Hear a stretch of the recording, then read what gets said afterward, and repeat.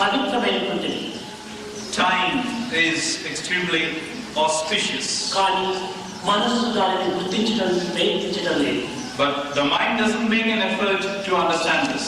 మనస్సు కూడా చాలా చమత్కారమైనటువంటిది. The mind also is endowed with a sparkling nature. దాని చర్యలు మరింత చమత్కారమైనటువంటిది. And what the mind is capable of doing are equally surprising. సమస్త దుఃఖములకు ఆనందములకు ఈ మనసే కారణం. Be it joy, be it distress, it's the mind which is the cause. మన అభివృద్ధికి కానీ క్షీణతకు కానీ మనసే కారణం. It is mind again which will lead you to prosperity or put you down. అదే నెగిటివ్, అదే positive. It is the mind which is positive. It is the mind again which is the negative element. ఈ మనస్సుకు కేవలం స్వతస్వరూపమైనటువంటి యొక్క ఆకారం లేదు. The mind by itself doesn't have any form or characteristics. ఇది దేనిని చింతించునో దేనిని స్మరించునో ఆ ఆకారము పొందుతున్నది. Whatever it thinks about, what are the thoughts that pass through it, it assumes that form. కనుకనే సంకల్పము యొక్క స్వరూపమే మనస్సు. So mind is nothing but a collection of desires. ఈనాడు ఉత్తమ సంకల్పములను అభివృద్ధి పరచుకున్న ఉత్తమ స్వరూపమును ధరిస్తుంది మనస్సు. If your thoughts are ennobling in their nature, then mind also assumes that ennobling nature. అపవిత్రమైన భావములతో హృదయాన్ని చేర్చుకున్న ఈ మనస్సు యొక్క స్వరూపము వికృతాకారాన్ని పొందుతుంది. If your thoughts are foul, the mind also becomes perverse. సుకృతము వికృతములకు మనస్సే మూల కారణం. So either for a good form or a bad one, it's the mind which is responsible. కనుక మనస్సు తత్వాన్ని మొట్టమొదట మనము గుర్తించడానికి ప్రయత్నించాలి. So we must make an effort at the first instance to understand the nature of this mind. మనస్సును అరికట్టుకున్నప్పుడు అనేక మంది అనేక సాధనలు సలుపుతున్నారు. There are many who undertake sadhanas of different types to control the mind. ఈ విధంగా సాధన చేస్తున్న ఎన్ని జన్మలు ఎత్తినప్పటికీ ఈ మనస్సును అరికట్టుకోలేరు. Now, by performing the sadhana of this nature, you might take up any number of lives. It will be impossible for you to control your mind.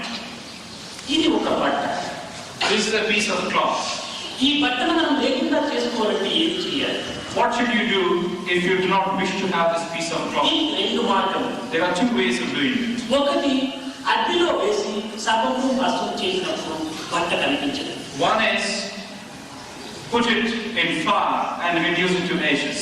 రెండవది ఒక్కొక్క దారిని విడివిడిగా తీసినప్పుడు బట్ట ఉండదు. The second is remove it thread by thread. Each of the threads by itself to be removed. ఈ బట్టను భస్మం చేసేటువంటి విధానమే జ్ఞానం. ఇది జ్ఞానం. ఈ జ్ఞానాన్ని రోజు మనస్సు భస్మైపోతుంది. The first of these, wherein you put the thing in fire to reduce it to ashes, is this gnana marga. And you have to put it in the fire of this gnana, so the mind becomes nothing. ఇది అంత సులభమైనటువంటిది కాదు. This is not so easy. ఇది ఎవరికి సాధ్యమైనటువంటిది. This is something which is virtually impossible. అయితే దీన్ని ఒక్కొక్క దారిని వేరుగా చేసినప్పుడు ఈ బట్ట ఆకారము మరుగైపోతుంది. The second of these methods is to remove all the threads making up the అదేమిటంటే మన యొక్క ఇంద్రియములతో కూడినటువంటిది మనస్సు.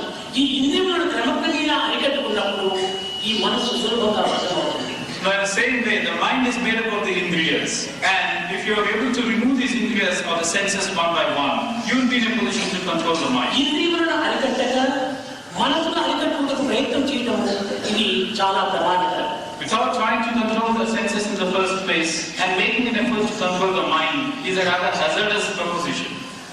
కావున మొట్టమొదట మన దృష్టిని, మన శ్రవణము, మన యొక్క జిహ్వను మొదలు అరికట్టుకుంటూ ప్రయత్నించాలి.